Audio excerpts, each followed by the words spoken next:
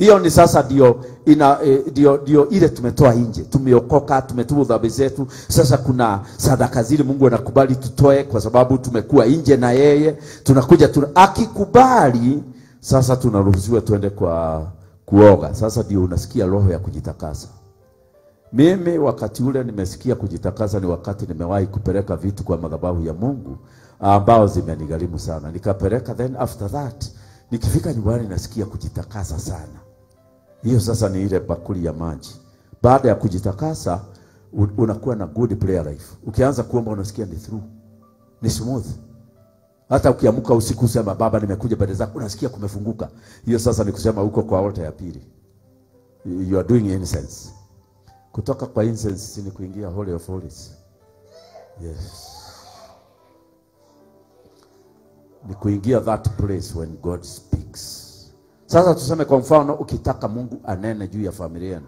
Process ni hiyo. Lazima kwanza mtubu dhambi zenu. Muokoke, mshikane na Yesu. Mkianza safari ya Yesu, number 1 mnafika madhabahu ya kwanza ambayo ilikuwa inatolewa sadaka za watu. Sasa hapo ndipo mnatoa sadaka za family. Mkisha maliza kutoa sadaka za family, Mungu akikubali, family itaanza kujitakasa.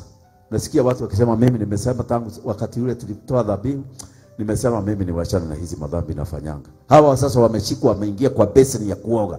Then after that utaanza kusikia usiku wanaomba, wameanza kuomba. Unasikia mtu akikwambia siku hizi ninaomba mpaka maombi haifiki mwisho.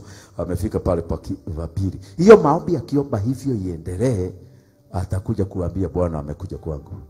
Bwana Yesu ametokea kwa nyumba yangu. Maana kutoka kwa mash prayers, next ni Holy of Holies. Mahali ilikuwa ile makerufi. That is the process of the temple. Ndio niliwaambia jana, lazima niwaambie.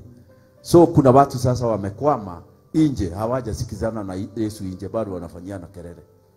Na anasema God will speak to me. Ataongea akiwa wapi? Si Mungu anaongea akiwa kule bali, sio nje. Lazima kwanza muagili na Bwana Yesu.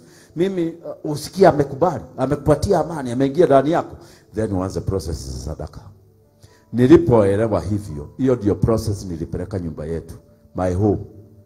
My home walikuwa nafuata AIC, African Inner Church. So lazima ningeenda niwaambie what nikawaonyesha, wakachika. Sasa tukaanza process ya kwenda, maana tulikuwa na shida. Tulikuwa na matatizo. Sisi hata tumeomba na otherwise na my brothers. Wewe tuelewe na kamwe. Uko na mbili unipe moja na tunapeana. Hizi kila kitu. Ukienda kwa yule mwingine unamwambia, "We, na kama uko na shati, please nisaidie mara moja." So niliona hivi, nikaenda nikaambia mama yangu, "Sasa kwa nini tuko na shida hivi?" Akaniambia vile tulirogwa, vile ilikwenda. Sasa mimi nilianzisha hapo safari. Na mke wangu ako na mimi. Ninampeleka aone vile ninafanya.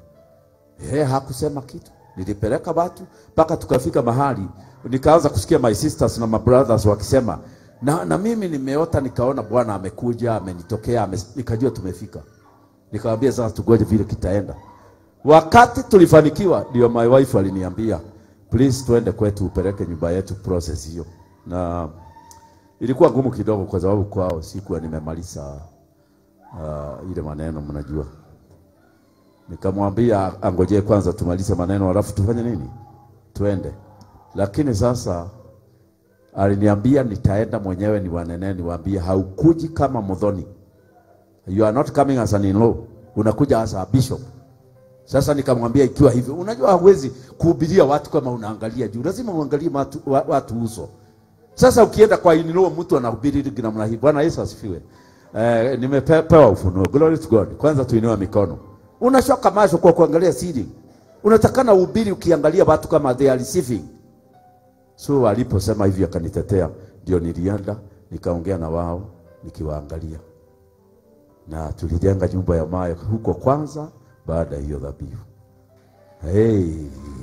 Bwana Yesu asifiwe. Mambo ikafanyika.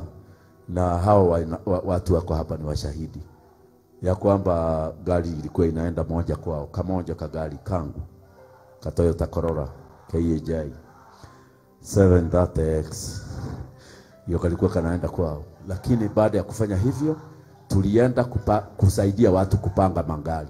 Nasikia mtu akisema hii ni yangu, hii ni yangu. That's what happens. Kwa hivyo kabla family iweze kufikishwa pale mbele kabisa, lazima tuwe na family struggles from altars of the family, generational altars. Madhambi ya generation inatusubua, na sisi ni wahubiri tunafanya kama mababu wetu. Pastor na wake watatu na anahubiri, na si kupenda kwake. Babu alikuwa na 30, hata huyo amejaribu hapo na 10%.